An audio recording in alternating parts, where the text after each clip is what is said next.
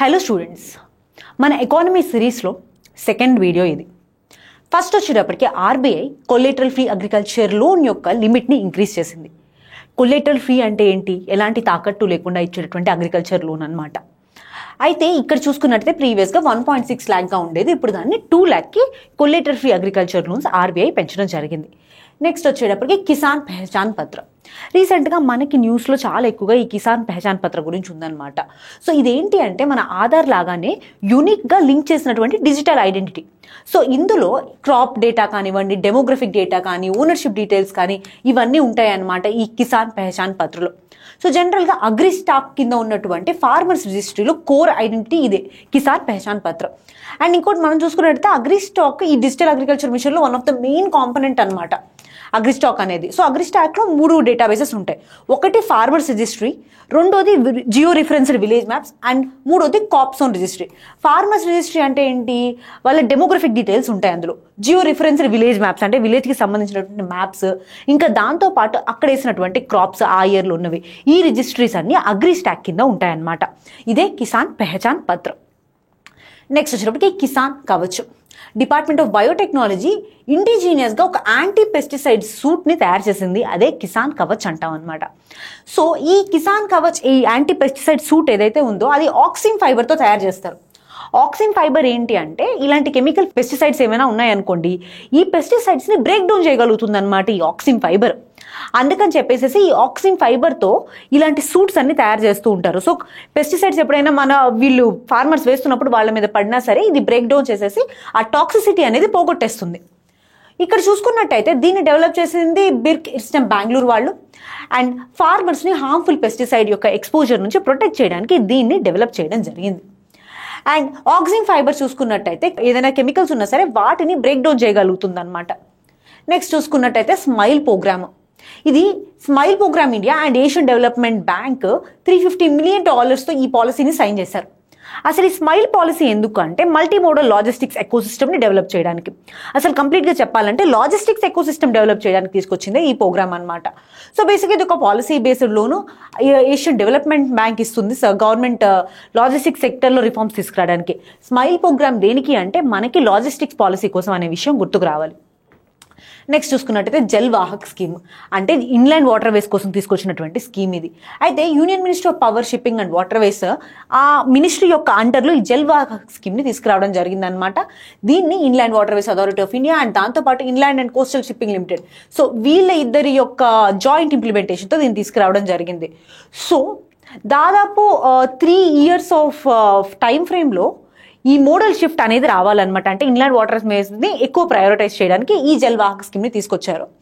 So next మనం చూసుకున్నట్టయితే network readiness index 2024 కాను నెట్వర్క్ రెడీనెస్ ఇండెక్స్ని ఇచ్చారు. ఎవరిచ్చారు ఈ ఇండెక్స్ని అంటే Portulans Institute and Said Business School, University of Oxford. So వీళ్ళు ఈ నెట్వర్క్ రెడీనెస్ని ఇస్తారనమాట. సో ఎందుకని అంటే అసలు ఒక్కొక్క కంట్రీలో ఉన్నటువంటి డిజిటల్ నెట్వర్క్స్ ఉంటాయి కదా, వాటి యొక్క రెడీనెస్ ఎంత ఉంది అని చెప్పేటటువంటి ఇండెక్సే ఈ నెట్వర్క్స్ రెడీనెస్ ఇండెక్స్ వచ్చేటప్పటికి. సో ఇక్కడ మనం చూసుకున్నట్టయితే దాదాపు 133 ఎకానమీస్ని వీళ్ళు ర్యాంక్ చేయడం జరుగుతుంది. దీనిలో 4 డిఫరెంట్ పిల్లర్స్ ఉంటాయి. ఏంటిది అది? ఒకటి టెక్నాలజీ అనే పిల్లర్, టెక్. రెండోది వచ్చేటప్పటికి పీపుల్, మూడోది గవర్నెన్స్, అండ్ నాలుగోది వచ్చేటప్పటికి ఇంపాక్ట్. ఈ 4 ఏరియాస్ మీద మనకి నెట్వర్క్ రెడీనెస్ ఇండెక్స్ని ఇస్తారనమాట. నెక్స్ట్ వచ్చేటప్పటికి కాఫీ కల్టివేషన్. రీసెంట్గా న్యూస్లో మనకి కాఫీ బోర్డ్ కానివ్వండి, రబ్బర్ బోర్డ్ కానివ్వండి, టీ బోర్డ్ కానీ ఎక్కువగా ఉంటూనే ఉంటాయి. ఈ బోర్డ్స్ యొక్క లొకేషన్ చూసుకోవడం చాలా ఇంపార్టెంట్. ప్రీవియస్ ఇయర్స్లో మనం కొన్ని ఇయర్స్ బ్యాక్ చూసుకున్నట్టయితే ఈ క్వశ్చన్ ఏదో ఒక బోర్డు గురించి ఎవ్రీ ఇయర్ ఏదో ఒకటి వస్తూనే ఉంది. ఫస్ట్ కాఫీ కల్టివేషన్ గురించి చూద్దాం ఇక్కడ. So vast amount of India's coffee అనేది 2 స్పీసీస్ ఉంటాయి అనమాట. కాఫీ అరేబికా అంటారు, కాఫీ రోబస్టా అని చెప్పి అంటారు అనమాట. కాఫీ కల్టివేషన్కి ఫేవరబుల్గా ఉన్నటువంటి కండిషన్స్ ఏంటో చూద్దాం. ఒకటి హాట్ హ్యూమిడ్ క్లైమేట్ చాలా హాట్ అండ్ హ్యూమిడ్గా ఉండాలి. అండ్ రైన్ఫాల్ 150 నుంచి 250 సెంటీమీటర్స్ వరకు ఉండాలన్నమాట. టెంపరేచర్ రేంజ్ కూడా 15 degrees నుంచి 28 degrees. అండ్ షేడీ ట్రీస్ కింద ఎక్కువ గ్రో అవుతుంది. అండ్ ఇంకా డ్రై వెదర్లో అండ్ బెర్రీస్ రైపెన్ అవుతాయి అనమాట. హిల్ స్లోప్స్ ఆర్ ఎలివేషన్స్లో మనం ఎక్కువ కల్టివేషన్ చూస్తాం. ఒకసారి స్టేట్స్ ప్రకారం చూసుకున్నట్టయితే కర్ణాటకలో హైయెస్ట్ అమౌంట్ ఆఫ్ కాఫీ అంటే దాదాపు 70% కన్నా ఎక్కువ కాఫీ కర్ణాటకలో కల్టివేట్ చేయబడుతుంది. ఆ తర్వాత కేరళ, తమిళనాడు, ఆంధ్రప్రదేశ్ అండ్ ఒరిస్సాగా ఉన్నాయన్నమాట. ఇండియా వచ్చేటప్పటికి 6th largest కాఫీ కల్టివేటర్. వరల్డ్లో వచ్చేటప్పటికి ఫస్ట్ ఎవరు? బ్రెజిల్ అనమాట. నెక్స్ట్ ఒకసారి కాఫీ బోర్డ్ ఆఫ్ ఇండియా గురించి చూసుకున్నట్టయితే ఇది ది కాఫీ యాక్ట్ 1942 కింద ఎస్టాబ్లిష్ చేసినటువంటి స్టాట్యుటరీ ఆర్గనైజేషన్. సో జనరల్గా ఇది Ministry of Commerce and Industry కింద పనిచేస్తుంది. దీని హెడ్ క్వార్టర్స్ వచ్చేటప్పటికి బెంగళూరులో ఉంది. Okay, next domestically systemically important bank. ఈ డొమెస్టిక్ సిస్టమికల్లీ ఇంపార్టెంట్ బ్యాంక్స్ని డీసిప్స్ అని కూడా పిలుస్తాం అనమాట. ఆర్బీఐ ఏ బ్యాంక్స్ డీసిప్స్లో ఉంటాయి అనే విషయాన్ని మనకి మెన్షన్ చేస్తుంది. సో అయితే రిజర్వ్ బ్యాంక్ ఆఫ్ ఇండియా 2024కి డీసిప్స్ ఇచ్చింది. ఏంటివి? SBI, HDFC, ICICI. సో వీటిని డీసిప్స్ అంటారనమాట. అంటే దాదాపు 2% ఆఫ్ నేషన్స్ జీడిపి కనుక సైజ్ కనుక ఉన్నట్టయితే దానికి డీసిప్ కింద కన్సిడర్ చేస్తాము. రెండో విషయం ఏంటి అంటే ఇక్కడ ఏవైతే ఈ డొమెస్టిక్ సిస్టమికల్ ఇంపార్టెంట్ బ్యాంక్స్ అని చెప్పాం కదా, సో ఈ బ్యాంక్స్ మోస్ట్లీ వాటి యొక్క సైజ్ వల్ల కానీ, క్రాస్ జ్యూరిస్డిక్షనల్ యాక్టివిటీస్ కానీ, కాంప్లెక్సిటీని బట్టి దీన్ని ఈ బ్యాంక్ కింద క్లాసిఫై చేస్తారనమాట. అంటే this bank is too big to fail, అంటే ఈ బ్యాంక్ ఫెయిల్ అవుతే చాలా రిపర్కషన్స్ ఉంటాయి అనే ఉద్దేశంతో ఈ డీసిప్స్ని అనౌన్స్ చేయడం జరుగుతుంది. సో ఇక్కడ ఈ ఫ్రేమ్వర్క్ అనేది 2014లో మనకి ఆర్బీఐ రిలీజ్ చేసింది. ఇది బేసల్ కమిటీ యొక్క ఫ్రేమ్వర్క్ని బేస్ చేసుకొని ఉంటుందన్నమాట. నెక్స్ట్ బీటా డై పోర్ట్.